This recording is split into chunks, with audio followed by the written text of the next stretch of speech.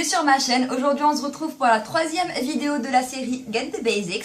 Et aujourd'hui on va discuter des anti-cernes et des correcteurs. Si vous n'avez pas vu mes vidéos précédentes où on a discuté de la crème hydratante et une autre vidéo où on a discuté des primers et des fonds de teint, je vous les laisserai en barre d'informations si ça vous intéresse. On va commencer par parler de texture, de couvrance et enfin on va parler de correcteurs de couleur. Donc au niveau de la texture, on différencie généralement entre deux types de textures quand il s'agit des correcteurs et des anti-cernes. Vous avez les textures liquides et les textures crème. Les textures liquides, elles sont un petit peu plus légères, elles peuvent différencier, elles peuvent être de très liquides, très légères, jusqu'à assez épaisses, très proches de la crème, mais pas si crème que ça. Et ceux-ci vont être parfaits pour venir être appliqués sous vos yeux, pour camoufler vos cernes bien entendu, et faire un petit peu de highlight si vous le faites avec vos correcteurs en crème. Par contre, va venir être beaucoup plus épais, avoir plus de couvrance, un petit peu plus d'huile quand même, et vont être parfaits pour venir camoufler vos imperfections. Et aussi si vous voulez faire du contouring en crème,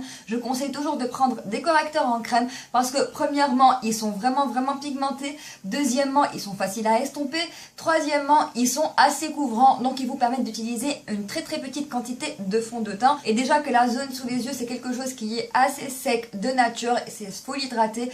Généralement, évitez les correcteurs en crème tout seul, à condition, dans le cas où vous voulez le faire, vraiment d'utiliser un correcteur liquide par-dessus. C'est ce que je conseillerais. Donc, concernant les teintes à choisir, alors là, ça dépend. Si vous allez prendre un correcteur qui va venir flouter vos imperfections, donc un correcteur en crème, généralement, essayez de le matcher le plus proche possible de votre fond de teint. Si vous utilisez un fond de teint qui est plus foncé que votre couleur naturelle du visage, qui va venir être de la même couleur que votre poitrine ou votre cou, etc. Il faut vraiment qu'il matche votre fond de teint plutôt que la couleur naturelle de votre peau. Si vous voulez un correcteur en crème juste pour flouter vos imperfections sans forcément appliquer de fond de teint, ou si vous avez une couleur uniforme un petit peu partout, bah prenez-le qui soit exactement de la couleur de votre peau. Aussi, quand je veux parler des correcteurs en crème, je veux juste dire rapidement qu'il est toujours préférable de faire votre fond de teint avant d'utiliser votre correcteur sur vos imperfections. Vous pouvez appliquer votre correcteur en crème sur les endroits dont vous avez besoin et avec une quantité dont vous avez besoin, plutôt que d'appliquer trop de produits qui va être inutile en fin de compte. Concernant les correcteurs liquides que vous allez venir appliquer sous vos yeux, généralement ils doivent être au moins d'une demi-teinte jusqu'à une teinte plus claire que votre couleur naturelle de peau, donc que votre fond de teint, tout simplement parce que sous les yeux, le front, le nez et le menton, ce sont des zones qui sont naturellement plus claires que le reste de notre visage.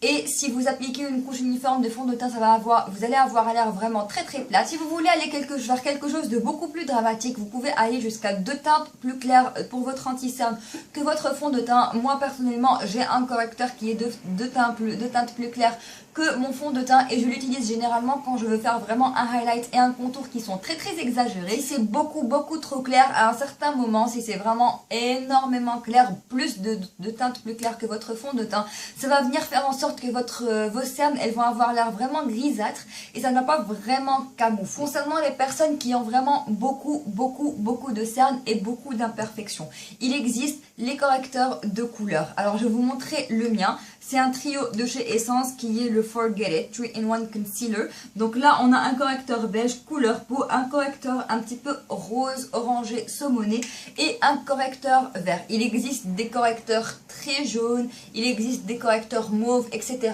Mais généralement, ceux-ci sont les deux correcteurs de base. Les correcteurs qui va tirer vers l'orange ou vers le saumon vont être parfaits pour neutraliser tout ce qui est bleu. Donc si vous êtes du genre à avoir vraiment des cernes qui sont extrêmement marquées et que rien n'y fait, au lieu d'appliquer 30 000 couches d'anti-cerne sous vos yeux, une zone qu'il ne faut pas charger en même temps, il est préférable pour vous de prendre quelque chose comme ça, appliquer cette couleur au préalable, ça va venir neutraliser le bleu de vos cernes, et bien entendu quelques petites touches de correcteur normal, la couleur de votre correcteur normal par-dessus. Donc voilà, cette technique là va faire en sorte que vous allez vraiment très bien camoufler vos cernes avec une quantité de produit qui est minimale, et c'est beaucoup mieux parce que, comme je vous ai dit dans la dernière vidéo, moins vous appliquez appliquez de produit sur votre visage, plus ce dernier va venir tenir. Alors ensuite, les correcteurs de couleur verte sont parfaits pour tout ce qui est rougeur. Comme vous pouvez le voir, je ne vais pas vraiment utiliser celui-là parce que je n'ai pas tellement de rougeur que ça. En tout cas, ce sont des correcteurs qui sont parfaits pour neutraliser tout ce qui est rougeur. Donc appliquez-le d'abord et ensuite vous pouvez appliquer un petit peu d'anti-cerne par-dessus ou de correcteur couleur peau pour venir vraiment camoufler un petit peu l'aspect verdâtre qu'il peut laisser. Donc je conseille énormément à toute personne qui a de gros problèmes d'imperfection de prendre un truc comme ça. Donc ça existe un petit peu partout. Je vais vous parler maintenant de couvrance. On va commencer pour les correcteurs qu'on applique sous les yeux. Donc mis à part si vous avez des cernes extrêmes, on vient d'en parler. Si vous avez des cernes normales, que vous voulez une couvrance moyenne, prenez quelque chose de moyen. Si vous n'avez pas vraiment beaucoup de cernes, investissez dans quelque chose de léger, de clair, qui va venir juste illuminer cette zone et estomper très légèrement si vous avez quelques cernes à ces endroits-là. Alors, concernant les correcteurs crème pour les imperfections, le seul que je peux vous conseiller, c'est le Studio Finish de chez MAC. La teinte que j'ai, c'est le NC30. Il dure énormément. Il est tellement pigmenté que vous avez besoin d'un tout petit peu de produit pour camoufler vos imperfections. Et si vous voulez l'utiliser pour camoufler une cicatrice ou un bouton d'acné ou autre, c'est très bon pour, parce qu'il a un SPF de 35. Donc ça va non seulement venir camoufler, mais aussi protéger votre imperfection ou votre cicatrice des rayons du soleil qui pourraient éventuellement aggraver la situation. Je vais juste vous donner quelques petits conseils que je juge essentiels quant à l'application de votre anti-cerne. Premièrement, pour ce qui est de la zone des cernes, pensez à hydrater la zone sous vos cernes avant de la maquiller. Si vous avez une zone qui est extrêmement sèche, hydratez un petit peu parce que sinon au cours de journée ça va vraiment assécher votre dessous de l'œil. Surtout que c'est une zone qu'il faut toujours poudrer. Une autre chose, il faut toujours penser à camoufler et à mettre du produit sur votre coin interne parce que c'est là-bas où vous aurez le plus de bleu concernant vos cernes. Et c'est aussi une zone qui ne bouge pas, qui généralement vous n'aurez pas d'excès de sébum ni d'excès de sécheresse. Et c'est une zone qui retient vraiment très bien le maquillage. Donc c'est vraiment une honte et un gaspillage de ne pas la camoufler. Et finalement, concernant les outils que vous pouvez utiliser pour appliquer votre correcteur, il y en a 3. Moi personnellement, je préfère l'éponge. Pourquoi? Parce qu'elle permet de retirer l'excédent de produit que vous pouvez avoir appliqué et ça laisse vraiment un fini qui est extrêmement lisse et très bien. Vous pouvez appliquer ça avec vos doigts si vous voulez. La chaleur des doigts, comme on dit, elle aide à travailler la matière un petit peu mieux. Mais n'oubliez pas que même avec un pinceau ou avec une éponge, votre visage après il va chauffer et il va fondre la matière. Et finalement, il y a les pinceaux que j'évite au maximum et que je déconseille au maximum pour sous les yeux parce qu'ils vont avoir tendance à premièrement absorber beaucoup trop de produits si le pinceau est propre.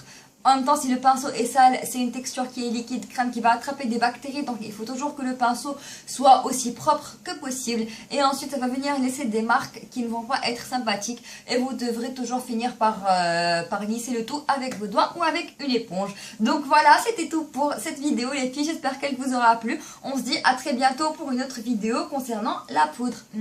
Bye!